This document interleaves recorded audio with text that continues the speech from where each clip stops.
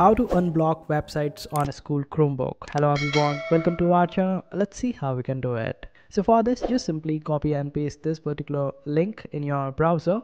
Make sure that you are typing it in the correct way, and after that just simply hit enter and then wait for it to load. It is a proxy website, so just have patience and it will open up.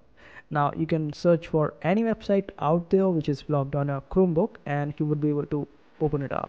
Suppose I want to see whether I can open up Roblox or not. I will just simply type Roblox over here and hit enter. Then wait for it to load and just simply open up the very first link in the search results, as it is for Roblox, and wait for it to load.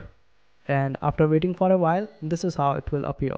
So you can play Roblox over here, and in case if you want to open up some other website, like you want to open up a Snapchat, then just simply search for Snapchat. After that, just hit enter and it will open up a Snapchat for you. Simply select this particular link, the first one, and click on this option of login to chat, and this way you will be able to open up a Snapchat as well. This way you will be able to open up all the websites on your school Chromebook, and that's how you do it. I hope this video was helpful. Make sure to hit that like button and also subscribe to our channel for more helpful videos.